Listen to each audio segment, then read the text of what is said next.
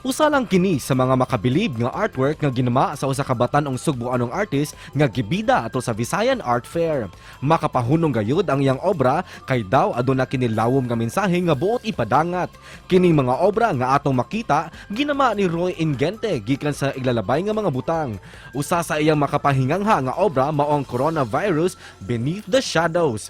Karong buntaga atong ibida ang iyang mga obra ug mas ilailahon ta siya dinhi lang sa GMA Regional TV Live. Karong buntaga mga kapuso, textile art installation ato tanawon. Makauban nato ang artist taga Talisay City, Roy Inhente. Mayong buntag ug maupay na aga, Sir Roy. Kumusta? Welcome sa GMA Regional TV Live. Pakigreet sa atong mga kapuso nga nagtanaw. Good morning, everyone. Roy from UP Cebu, a graduate of UP Cebu Fine Arts, currently residing sa Talisay. Good morning, sir. Very interesting art pieces ang imong gipakita o gibida. Unique kaayo ang imong estilo sa art sa may tawag ani, Sir Roy. Ako ang sculptural works, yun, sir, is tawag na ko siya is assemblage sculptures din sila. But recently sa gabi sa Kabilin, 2022, last October, I did an installation art using ukay-ukay, no? So, mo tong dagko nga COVID ana dito sa Kabilin Center, but mo to siya ang nakita sa mga tao, which is nagtuo pa sila nga textile ra ako ang gamiton, but mainly I am into jud sa mga discarded o mga iglalabay nga mga butang. So, mo na siya. Kinsa man naka-inspire nimo nga himuon ning aning klase nga art, Sir Roy? There are two sides jud ana nga naka-inspire nako. One is one of my professor, si Professor J. Nathan from UP Cebu.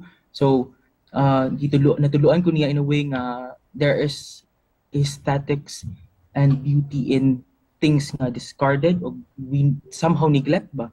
So, mao na siya ang usa ana, and somehow academically nindot kay siya ba nga experience, but if imong perspective is ma-change, if lahi na imong dili na norm ang imong pananaw sa mga butang ba, dili na pareha sa uban. Let's talk about your background, Roy. Kano sa man ka nagsugod nga nahigugma sa art?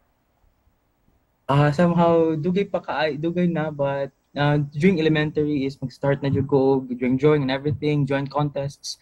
But ato jud ko na hype up ba sa during my art and design nga during senior high, kinaabtan mag senior high, ato ko na hype up maayo og arts management.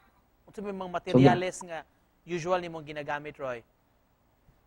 Usually sa I don't know nga kanang textile man ako ang somehow difficult kay ang textile because sakit kay sa kamot, but mas ganahan jud ko sa mga discarded house or discarded materials sa barong-barong or mga balay sa from squatters area. So ganahan kay ko mo himo ana, even currently karon nga wala na kay ko nakahimo because last June pa man ko last nakahimo artwork tungod sa akong thesis. How does art help you as an artist o as an individual mismo, Roy? It helped me in a way na it changed my perspective, no, not only nga dili lang siya the same sa una ba nga manindutan lang ko sa usa ka flat nga canvas o na painting landscape, dili siya nanindot jud po ni sila nga mga butang, pero now nga na welcome ni nako ang idea of the discarded and the ang touch of the kaning iglalabay nga mga butang, pwede ni sila mahimong treated as something beautiful. As a young artist, unsa po advice nimo sa mga aspiring artists diha? Aspiring artists, don't limit yourself, and regardless if you are being judged with your art process, your art materials, how you live, where you live, doesn't matter, because ikaw man ang last call, kita man as an artist ang last nga magbuot sa atong kabiling kung sa atong buhaton, so or sa atong himuon. So dili na siya para sa mga artists, but everyone na discouraged to do or like to go and be led by art process or art practice, katong di na katong hesitant, it's okay, but kanang you could still do art even if wala na nimo na eskwelahan. And just to close this, Roy, mensahe nimo sa atong mga kapuso nga nagtan-aw karon.